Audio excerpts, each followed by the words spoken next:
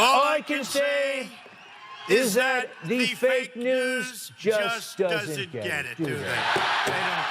And the fake news are always giving Joe Biden a great big fat pass whenever he gets caught in a great big fat lie or a little lie or a fib or an exaggeration like this one today. And anyway, and if we I don't should drive an 18-wheeler, man. Yeah. Oh, I wish I That's awesome. Got to.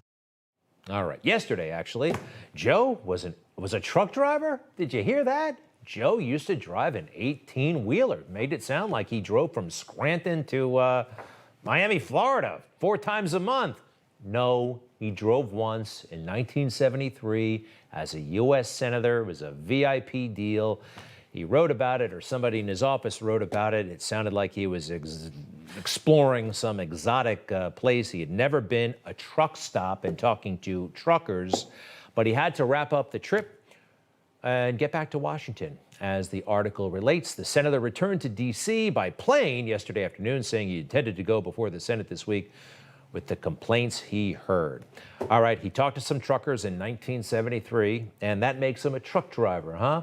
Politicians do that. It's one of the reasons why I really like President Trump. You know what? He didn't pretend he was a truck driver, even when they all came to the South Lawn. But what he showed was an appreciation and a respect for truck drivers, and even a lot of enthusiasm about what it might be like to drive a truck. But he didn't pass himself off as a truck driver. But Joe Biden, his exaggerations, his fibs, and outright lies are legendary, but they're actually fading from memory because the media, they're protecting him. We're not.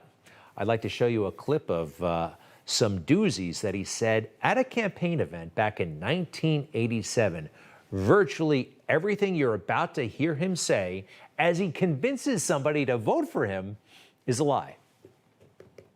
What law school did you attend, and where did you place in that class? And the other question is, could you quickly, I think I probably have a much higher IQ than you do, I suspect. I went to law school on a full academic scholarship, the only one in my class to have a full academic scholarship. In the first year in law school, I decided I didn't want to be in law school and ended up in the bottom 2/3 of my class, and then decided I wanted to stay, went back to law school, and in fact ended up in the top half of my class. I won the international moot court competition. I was the outstanding student in the political science department at the end of my year. I graduated with 3 degrees from undergraduate school and 165 credits, only need 123 credits, and I'd be delighted to sit down and compare my IQ to yours if you'd like, Frank.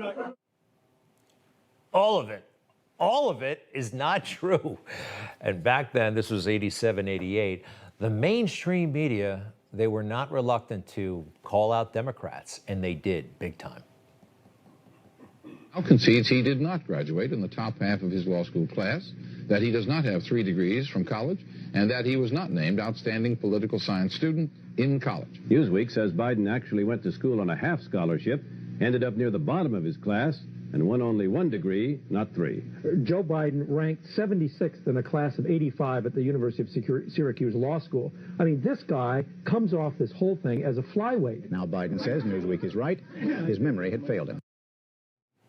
When you lie that big on that stage, when you're in your mid to late 40s, you don't get over it. I mean, your character is formed. And when you lie about big things, you lie about small things, and always in a political sense, always in a way to try to get people to like him and exaggerating along the way.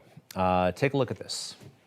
Our next questioner is Leah Connolly, a Democrat from Philadelphia. She's a program coordinator and museum educator. Leah? Philly girl. I married a Philly girl. Ooh, Philly girls are the best.